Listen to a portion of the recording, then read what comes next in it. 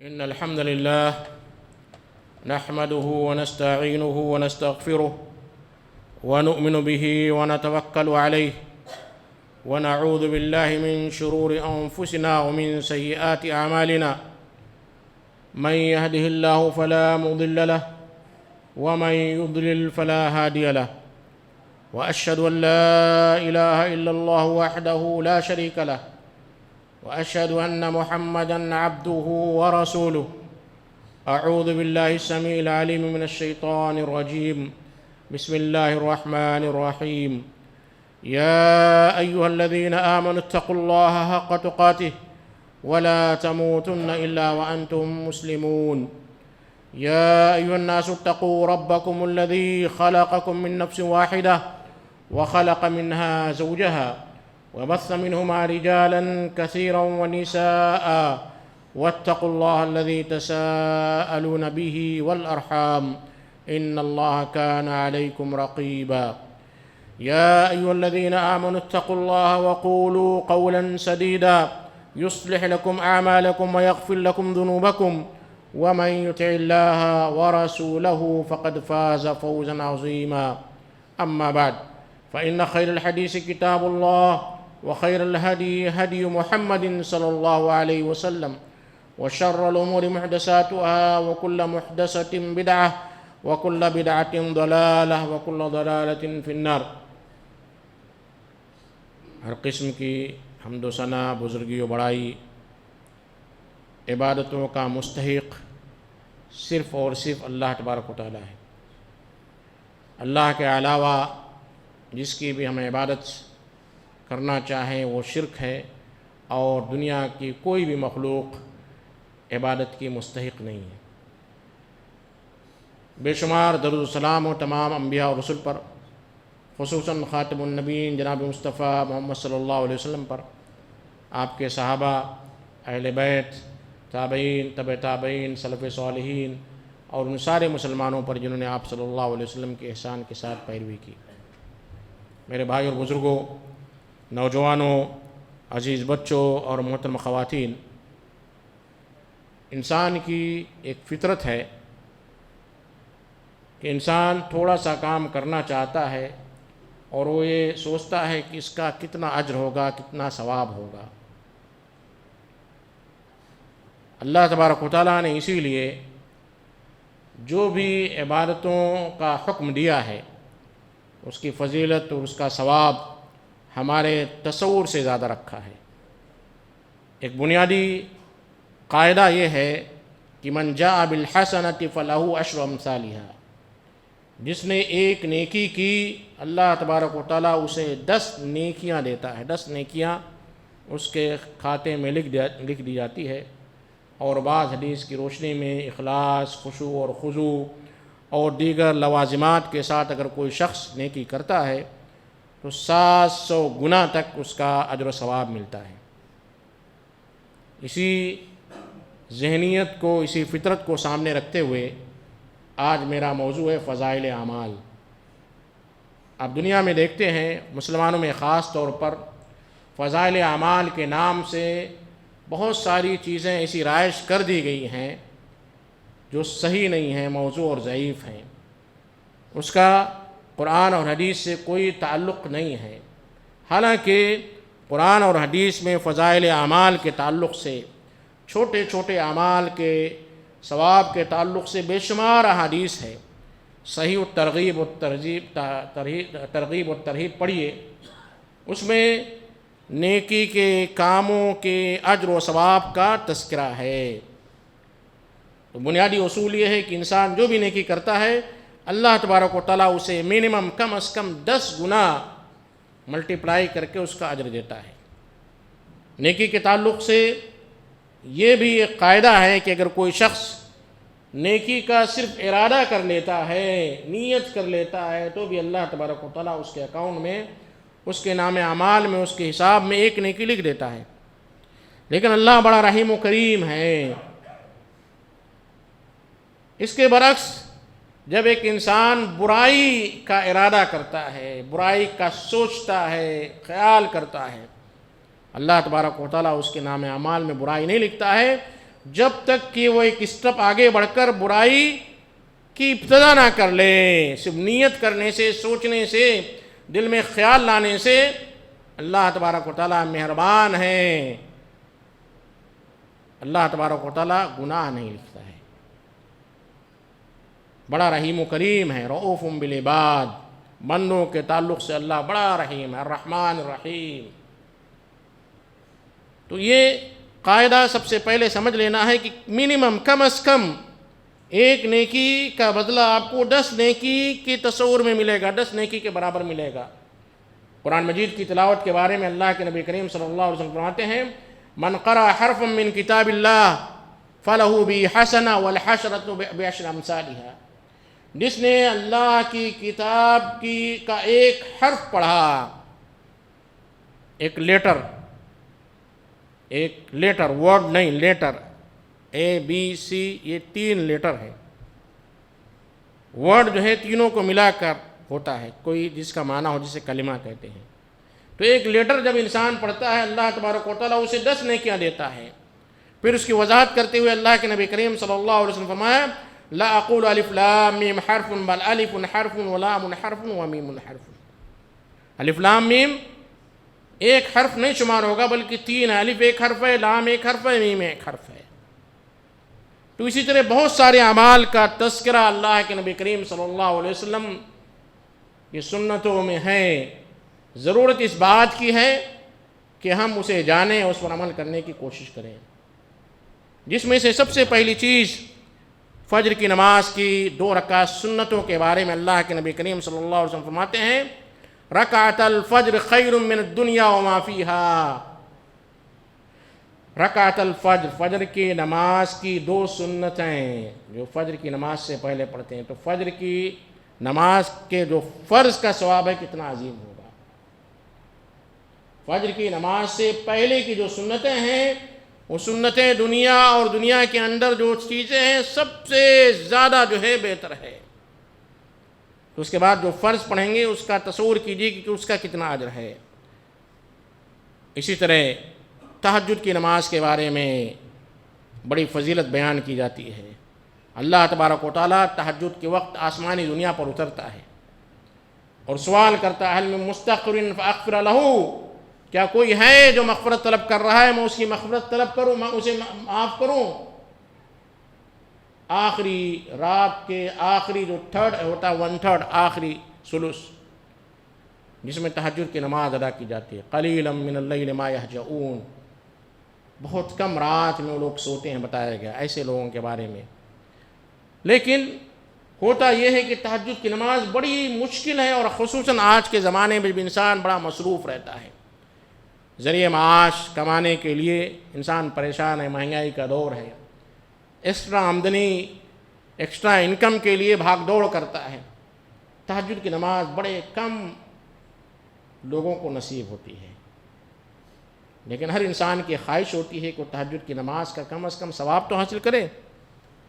اللہ کے نبی کریم صلی اللہ علیہ وسلم فرماتے ہیں من اتی فراشہ وهو ینوی ان یقوم یصلی من اللیل فغلبته عیناہ، جس نے نیت کی کہ رات میں نماز پڑھے گا، سوتے وقت انسان جب سو رہا ہے اس نے صرف نیت کر لی کہ انشاءاللہ العزیز میں رات میں اٹھوں گا اور نماز پڑھوں گا، تہجد کی نماز ارادہ کیا صرف، فغلبته عیناہ، بڑی گہری نیند آ گئی، دن بھر تھکا ہارا جو ہے انسان آتا ہے، بڑی گہری نیند آتی ہے، اور خصوصاً رات کے آخری پہر میں۔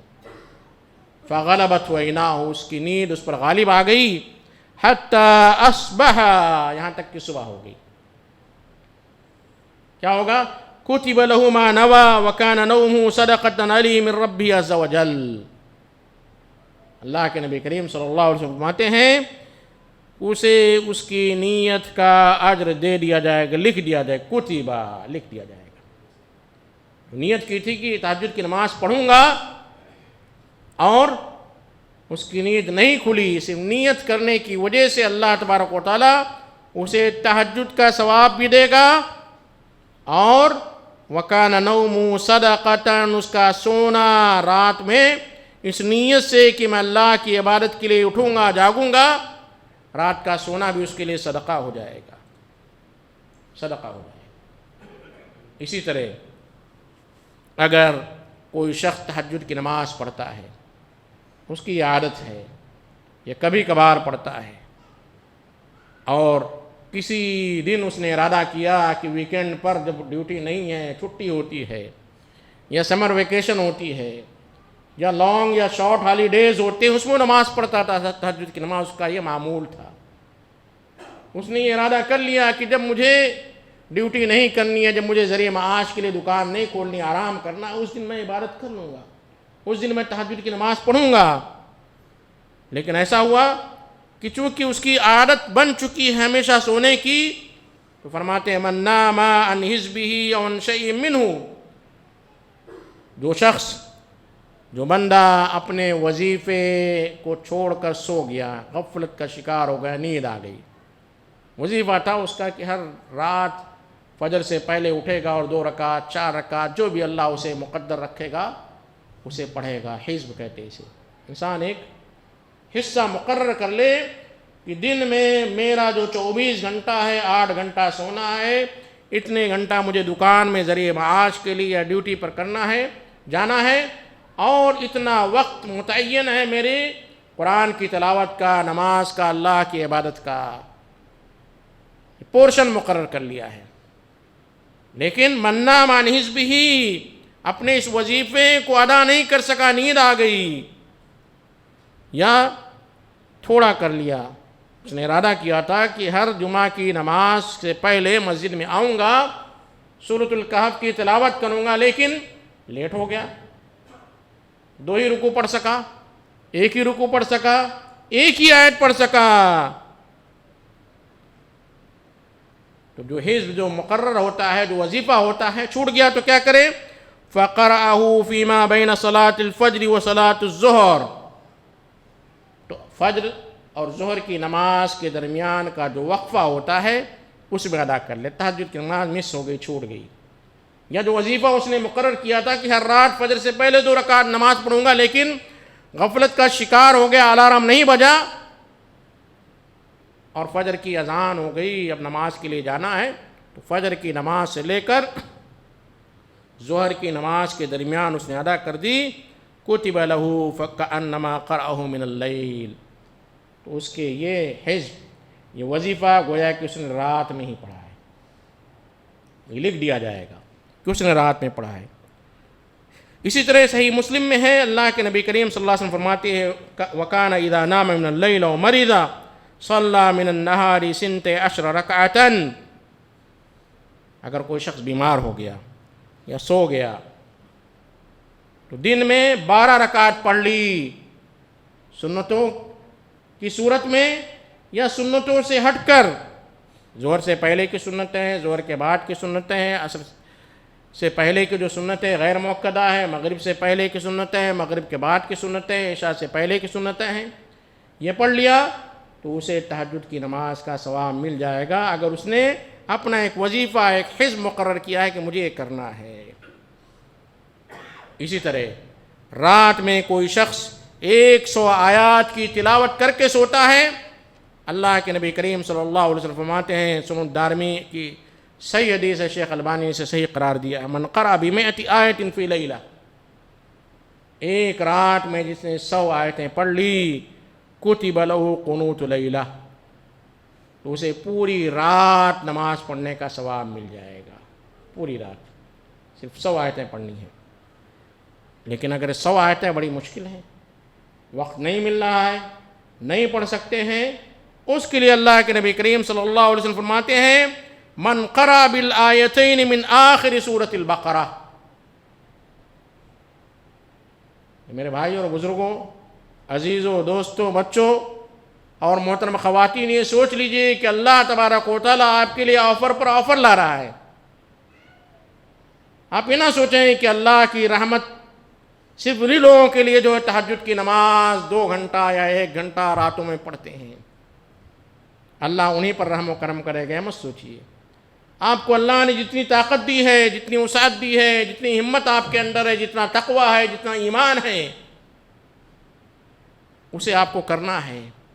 کوئی جو چھٹکارا نہیں ہے. آپ یہ نہیں کہہ سکتے ہیں کہ 100 آیت پڑھنا بڑا مشکل ہے، میں رات میں 9 بجے ڈیوٹی سے آتا ہوں، ملٹی نیشنل کمپنی میں کام کرتا ہوں، مجھے پورا جو چوس لیتے ہیں اور مجھے اتنا کام لیتے ہیں کہ وقت نہیں ملتا ہے، 100 آیتیں کیوں پڑھوں میں؟ بہت مشکل ہے.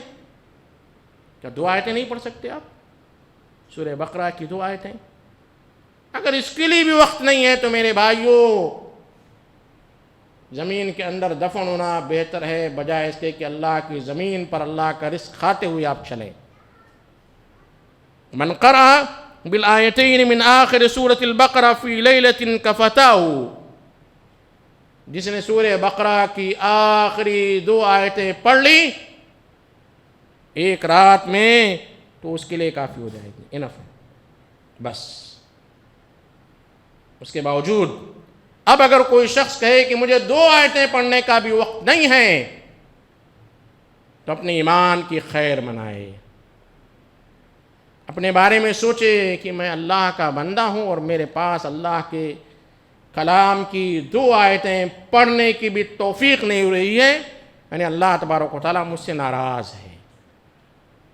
اللہ آپ سے ناراض ہے کہ آپ کو 2 آیتیں پڑھنے کی توفیق نہیں ہو رہی پوری رات میں.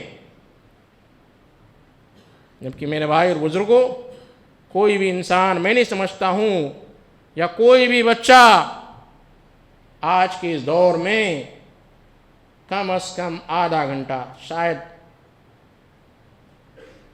اس میں مبالغہ ہو سکتا ہے، کوئی بچہ جو نرسری کلاس میں بھی ہے آدھا گھنٹہ کم از کم موبائل کا استعمال نہ کرتا ہو. ہے کوئی ایسا؟ آدھا گھنٹہ، 4 گھنٹہ، 5 گھنٹہ تو دور کی بات ہے، 6 گھنٹہ، 8 گھنٹہ استعمال کرتے ہیں.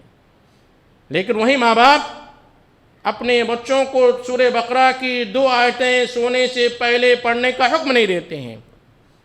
آپ سونے سے پہلے اپنا واٹس ایپ چیک کرتے ہیں، لوگوں کا اسٹیٹس دیکھتے ہیں آخری میسج کیا آیا ہوا ہے، کہیں مس نہ ہو جائے، کوئی جو آفر ہے، کوئی جو ہے شاپنگ کا آفر ہے، یا ہمارے کوئی رشتہ داروں کا جو ہے کوئی لطیفہ، کوئی چٹکلا، کوئی کامیڈی یا کوئی گولڈن ورڈ جسے آپ مختلف انداز سے نام دیتے ہیں، دیکھ کر سوتے ہیں. آپ کا آخری عمل جو ہوتا ہے، ہر انسان کا آخری اور پہلی عمل یہ ہوتا ہے موبائل کا واٹس ایپ اسٹیٹس دیکھنا، چیک کرنا. اور سو کر جب اٹھتے ہیں تو سب سے پہلے آپ کا جو ہے ہاتھ آپ کے موبائل پر جاتا، آپ جو ہے دعا تک جو ہے آپ کو پڑھنا نصیب نہیں ہوتی ہے. کوئی شخص یہ دعا پڑھ لے، الحمدللہ الذی احیانا بعدما اماتنا والیہ النشور، اس کی توفیق نہیں ہوتی ہے. یہ سوچ لیجئے کہ اللہ آپ سے ناراض ہے، اللہ آپ سے ناراض ہے کہ آپ کو اتنی بھی توفیق نہیں ہوتی ہے. پھر اگر یہ بھی نصیب نہیں ہو رہا ہے تو اچھے اخلاق سے پیش آؤ، اچھے اخلاق کا مظاہرہ کرو. اگر آپ عبادتوں میں کوتاہی کرتے ہیں، غفلت برتتے ہیں، سستی اور غفلت کا شکار ہیں، تو کم از کم آپ اچھے اخلاق تو پیش کر سکتے ہیں، اچھے اخلاق کا مظاہرہ تو کر سکتے ہیں. اللہ کے نبی کریم صلی اللہ علیہ وسلم فرماتے ہیں، ام المؤمنین سیدہ عائشہ اور ابو الدرداء رضی اللہ تعالی عنہما سے روایت ہے، آپ فرماتے ہیں ان المؤمن لیدرک بحسن خلقہ درجۃ الصائم القائم. یقیناً مومن اپنے اچھے اخلاق کی بدولت، اچھے اخلاق کا مظاہرہ کرنے کی وجہ سے روزہ رکھنے والے اور نماز پڑھنے والے کے درجے کو پہنچ جاتا ہے. اچھا اخلاق، اچھے اخلاق کا مظاہرہ بڑے افسوس کے ساتھ کہنا پڑتا ہے، خاص طور پر وہ لوگ جو توحید کے پکے ہیں، خالص ہیں، ان لوگوں کے یہاں اخلاق کی بڑی کمی ہوتی ہے.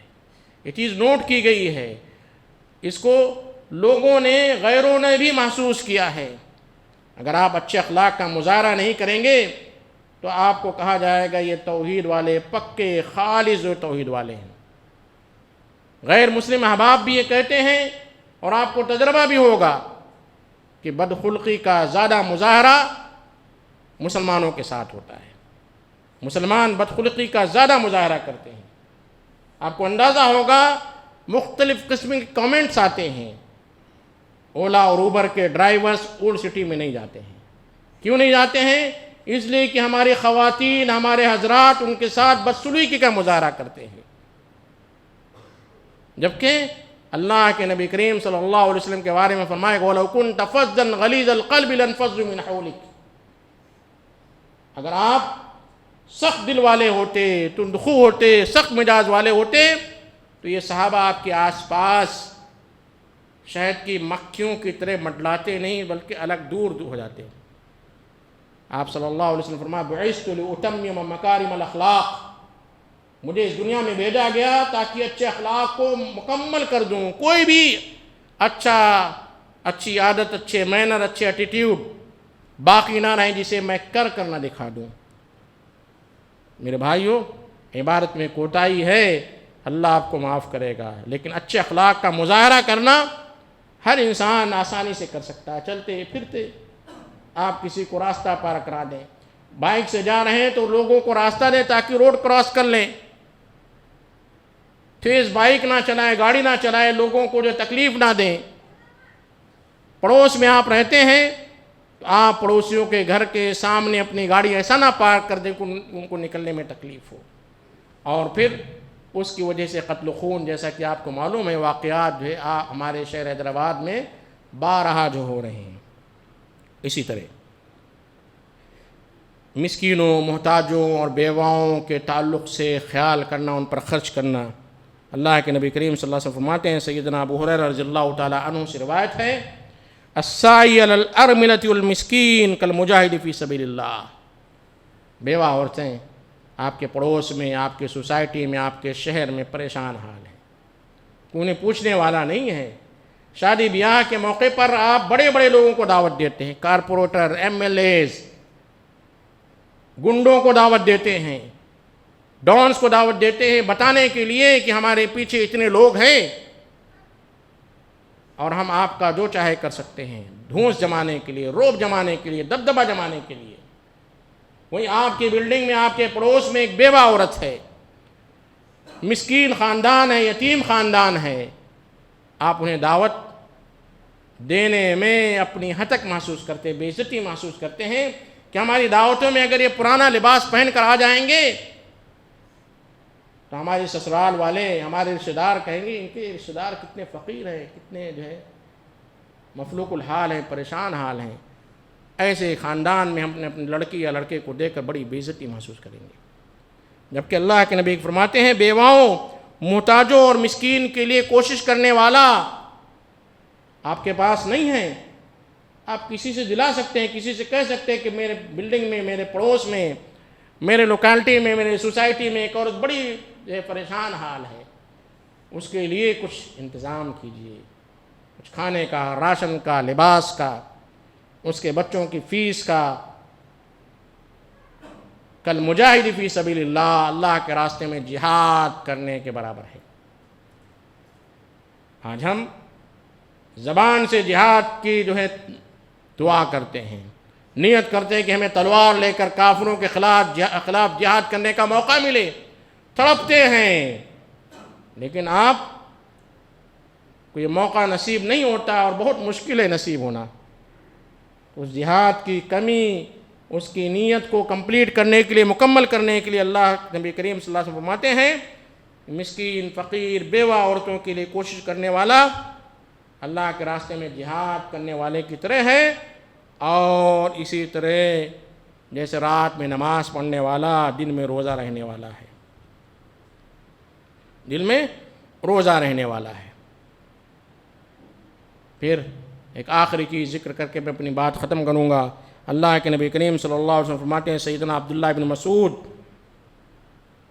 سے مروی ہے، ان اللہ قسم بینکم اخلاقکم، اللہ نے تمہارے درمیان اخلاق کو ڈیوائیڈ کر دیا، تقسیم کر دیا ہے۔ مختلف قسم کے مائنس ایٹیٹیوڈ لوگوں کے پاس پائے جاتے ہیں۔ کوئی بہت جلدی غصہ ہو جاتا ہے، جلدی غصہ ہوتا ہے، جلدی ٹھنڈا پڑ جاتا ہے۔ کچھ لوگ دیر سے غصہ ہوتے ہیں اور دیر سے ٹھنڈے ہوتے ہیں۔ کچھ لوگوں کا چہرہ ہی غصے والا ہوتا ہے۔ کچھ لوگ بڑے نرم مزاج ہوتے ہیں کہ ہر کوئی شخص سے بیوقوف بنا کر نکل جاتا ہے۔ مختلف قسم کے لوگ ہیں اس دنیا میں پائے جاتے ہیں. تو اللہ تبارک و تعالیٰ نے انسانوں کو اسی طرح پیدا کیا، ورنہ سب اگر نرم دل ہو جاتے تو بھی مشکل تھا، سب غصے والے ہو جاتے تو بھی مشکل تھا. جیسے اللہ نے رزق کو تقسیم کیا ہے اسی طرح اخلاق کو بھی تقسیم کیا ہے. وَإِنَّ رَبَّكُمْ يُؤْتِي الدُّنْيَا مَنْ يُحِبُّ وَمَنْ لَا يُحِبُّ وَلَا يُؤْتِي الْإِيمَانَ إِلَّا مَنْ أَحَبَّ. اللہ دنیا جسے چاہتا دے دیتا ہے، چاہے اللہ کو اس سے محبت ہو یا نہ ہو. کافروں کو بھی اللہ دنیا دیتا ہے، بلکہ بہت سارے معاملات میں دیکھیں گے کافر مسلمانوں سے زیادہ مالدار حویلیاں ہیں، گاڑیاں ہیں، اور دنیا کے بڑے بڑے مالداروں میں زیادہ تر جو ہے غیر مسلم ہیں. کیا اللہ مومنوں سے محبت نہیں کرتا ہے؟